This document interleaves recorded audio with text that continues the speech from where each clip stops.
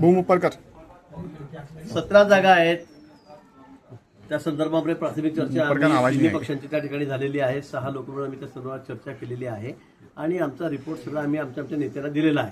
आम्ही माननीय देवेंद्रजींना दिलेला आहे, शिवसेनेने माननीय शिंदे साहेबांना दिलेला आहे, आमच्या पवारताई वहिनी आहेत, वहिनी साहेबांना सुद्धा त्यांचा राष्ट्रवादीचा रिपोर्ट गेलेला आहे आणि यानंतर तिन्ही नेते बसून त्या ठिकाणी निर्णय करतील आणि समन्वय ठेवून राखून या ठिकाणी सगळ्या जागांचं वाटप होईल. मुख्य उपमुख्यमंत्री एकनाथ शिंदे दिल्ली दौऱ्यावर गेले, काही एकमत झाल्याची देखील चर्चा आहे, काही ठोस या बैठकीतून समोर आले.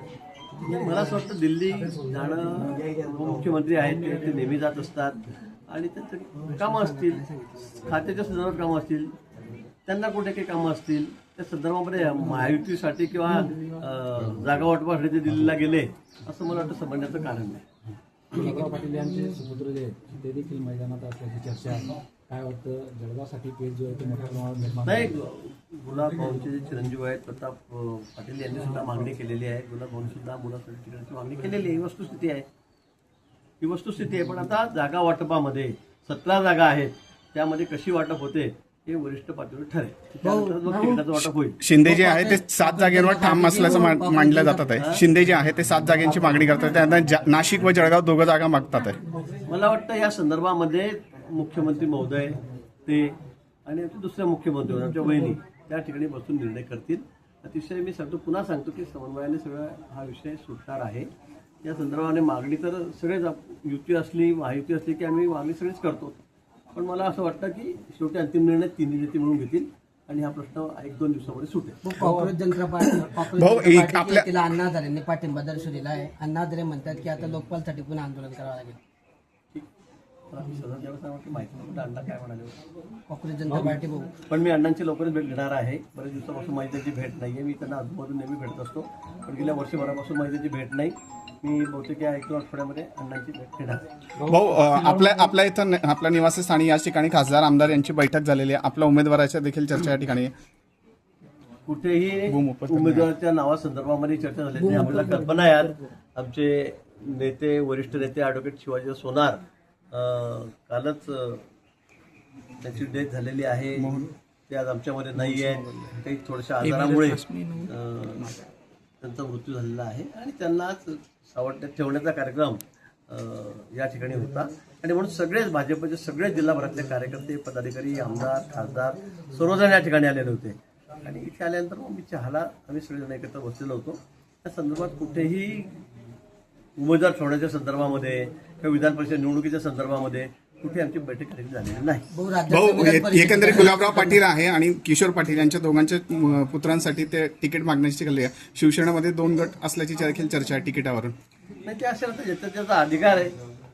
कोणी तिकीट मागावं कोणी मागू नये हा ज्याचा त्याचा अधिकार आहे. त्याचा मागावं, पण अंतिम निर्णय आमचे पक्षनेतेच त्या ठिकाणी घेतील. राज्यातला तिढा सुटत नाही विधान परिषदेचा म्हणून उपमुख्यमंत्री दिल्लीकडे रवाना झाले. दिल्लीमध्ये हा सगळा तिढा सुटेल असं सांगितलं जात आहे. मला नाही वाटत मान्य उपमुख्यमंत्री दिल्लीला कशासाठी गेले काय गेले, पण मला नाही वाटत की विधान परिषद जागांसाठी ते त्या ठिकाणी जातील. इथेच मान्य मुख्यमंत्री महोदय आणि ते दोन्ही उपमुख्यमंत्री समन्वयाने हा विषय सोडवतील. नाशिकच्या कारागृहामध्ये जामिनावर सुटलेल्या कैद्यासोबत कर्मचाऱ्यांनी दारूची पार्टी केल्याचा व्हिडिओ व्हायरल झालेला आहे. नाही, गंभीर आहे. असं जर असेल कुठे केलेलं आहे? पार्टी कुठे केली? मध्यवर्ती कारागृहामध्ये नाशिक आतमध्ये नाही, या संदर्भात मला माहिती नाही, पण असं जर असेल तर निश्चित त्याची चौकशी होईल आणि अतिशय कडक अनुशासन कठोर कारवाई संबंधित कर्मचाऱ्यांवर होईल. भाऊ, हा तिढा कधीपर्यंत सुटणार आहे जळगावचा किंवा नाशिकचा तिकिटाचा? जळगाव नाशिक नाही, पूर्ण महाराष्ट्राचा तिढा आहे. ज्या त्या ठिकाणी सगळेच मागतायत. संख्याबळावर सुद्धा काही ठिकाणी मेरिटवर आम्ही सुद्धा तिकीट मागतो आहोत, पण मला वाटतं आता उद्यापासून फॉर्म भरायला सुरुवात झालेली आहे. भाऊ, सिल्लोडमध्ये आणि 1-2 दिवसामध्ये हा तिढा सुटेल. 40 आमदार जे शिंदेचे ते भाजपच्या संपर्कात आहे. रोहित पवारांनी असा दावा केलेला आहे. रोहित पवारांना नेहमी स्वप्न पडत असतात, ते रोज काही ना काही सांगत असतात, त्यामुळे मला त्यांच्याबद्दल काही बोलायचं नाही. शिवसेनेचा एक मेळावा पार पडला सिल्लोडमध्ये. त्यात अब्दुल सत्तार आणि संजय शिरसाट यांच्यात पुन्हा शाब्दिक चकमक जी आहे ती आपल्याला बघायला मिळाली. ठीक आहे, शिवसेनेत त्यांचा पक्षांतर्गत तो विषय आहे. झाला असेल त्याच्याबद्दल ठीक आहे. पक्षामध्ये काही मतमतांतर असू शकतात, त्यामुळे त्यांचा वाद झाला असेल. त्याचे वरिष्ठ नेते आहेत शिंदे साहेब, ते या संदर्भामध्ये काय त्यांना समज देतील किंवा निर्णय करतील. पेट्रोल डिझेलची समस्या दिवसेंदिवस वाढताना पाहायला मिळते आहे. जळगाव जिल्ह्यातही अनेक पेट्रोल पंप बंद आहे. शेतकऱ्यांना मोठ्या पेट्रोल अडचणी- डिझेलची कुठेही समस्या नाही, मी आपल्याला सांगतो खरं म्हणजे. फक्त जे आहेत सगळे ड्रम घेऊन सगळे लोक 2-2, 500 हजार बसलेले आहेत. आता मार्केटमध्ये कॅन सुद्धा मिळत नाही विकत, एवढं शॉर्टेज त्या कॅनचं झालेलं आहे. मी आपल्याला सांगतो की गेल्या वर्षी या वेळेमध्ये या महिन्यात जेवढं पेट्रोल डिझेल विकत गेलेलं होतं त्याच्यापेक्षा 25% मागणी जास्त झालेली आहे. 25% मागणी. आता कसं काय एवढं पेट्रोल डिझेल कसं काय लागतंय? पण आता सध्या पेट्रोल डिझेलच्या युद्धामुळे थोडं निश्चित त्याच्यामुळे थोडी कमी होती, पण आता सध्या मुबलक डिझेल पेट्रोल सगळ्यांकडे या ठिकाणी आहे. पण फक्त हे जे कॅन घेऊन सगळे 500 हजार लोक बसलेले आहेत आणि नंतर मग ते रस्त्यावर घेऊन ब्लॅकमेल करतायत, विकतायत. सगळेच नाही, काही लोक गरजू पण आहेत की ज्यांना आवश्यकता आहे त्या कॅनमध्ये. पण त्यातले बहुतांशी लोक, 80% लोक आता ब्लॅकमेल करण्यासाठी उतरलेले आहेत.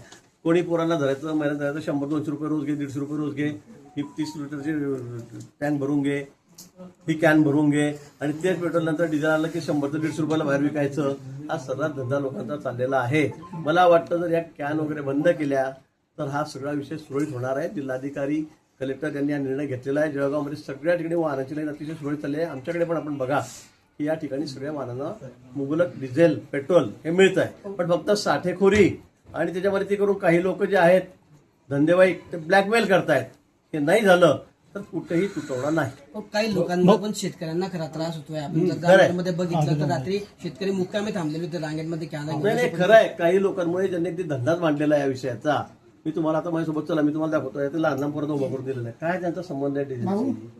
काही डिझेलशी कुठे त्यांचा संबंध नाहीये. पण लहान लहान मुलं, अतिशय गरीब घरातले, आम्ही सगळ्यांना ओळखतो, महिला गरीब रोजंदारी करतात, त्यांना सुद्धा उभं करून टाकलं लाईनीमध्ये. कशासाठी? त्यांना डिझेलचं कामच नाहीये. पण काही ठराविक लोक ते पाठवतात, त्यांना 100 रुपये देतात, ते कॅन ताब्यात घेतात, तीच भाव 1.5 भावाने विकतायत. हे योग्य नाही मला असं. त्यामुळे शॉर्टेज आहे, कृत्रिम शॉर्टेज आहे. तसं खरं म्हणजे कुठेही डिझेल पेट्रोलचं शॉर्टेज नाही.